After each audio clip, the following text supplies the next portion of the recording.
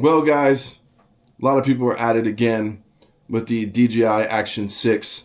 They're either shilling and creating commercial, not telling the whole story, or now we have this other crew who are rushing their reviews, putting out a bunch of slop, in my opinion, every single day just in order to get views.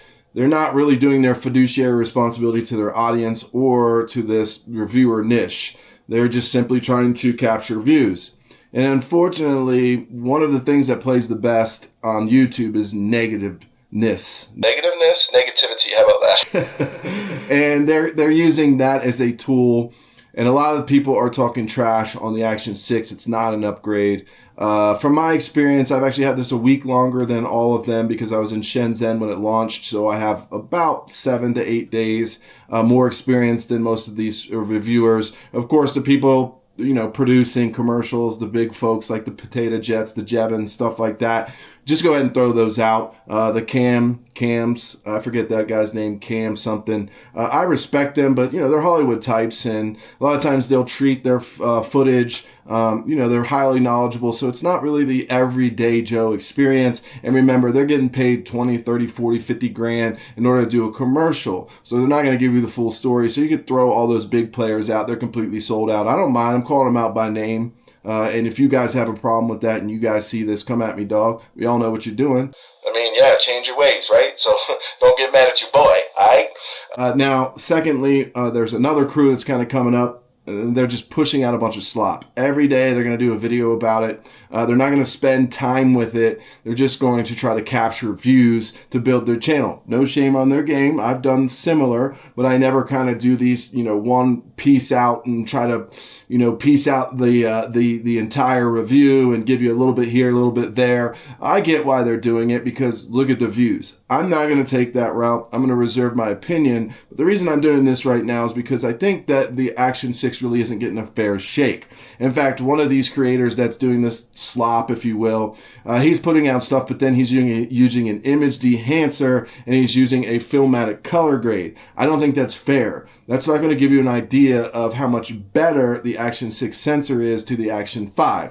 Now, I'm in low light right now on purpose. On the right-hand side is the Action 5. On the left-hand side is the Action 6. The reason I'm in low light is because I think this is one of the bigger advantages of this camera. I also will mention I have this locked in 30 frames per second, 1/60th in terms of the speed. So I'm following that 180-degree rule for natural motion blur.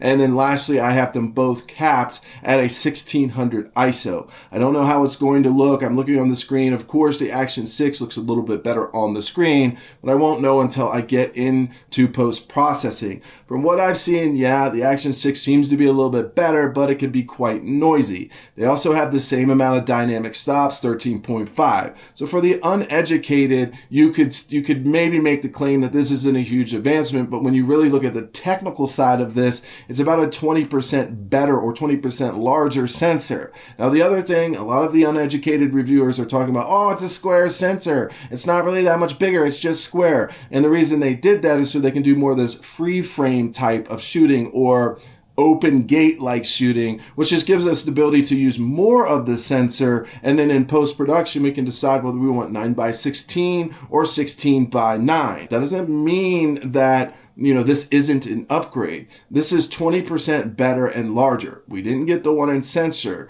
And there's rumors about maybe an Action 6 Pro coming out. That would break my heart.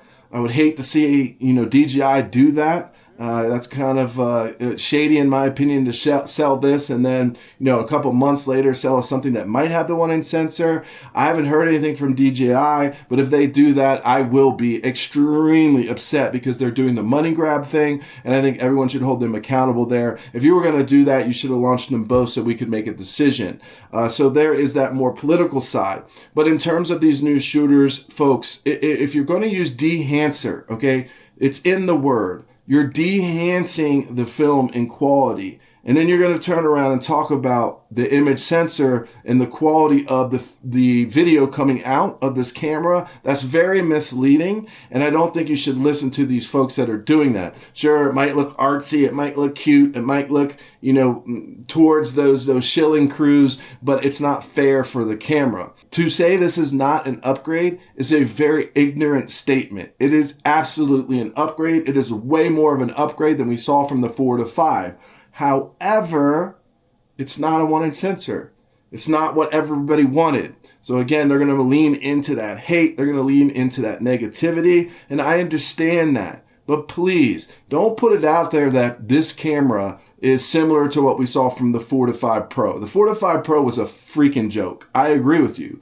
But the 5 Pro to the 6 is not a joke. Just be careful when you're out there. Wait on some of us that are doing the right thing, that are taking time with this camera, and then make your decision. Let's see what happens. Let's see what shakes out. But again, if you are putting a film grade on top of this and you're dehancing it, shame on you. That is super misleading. And I don't think the Action 6 is as bad as they're saying, but I also don't think, like all the Jevons and the Cams and the Potato Jets, and I'm sure Peter McKibben will well do something if he hasn't already.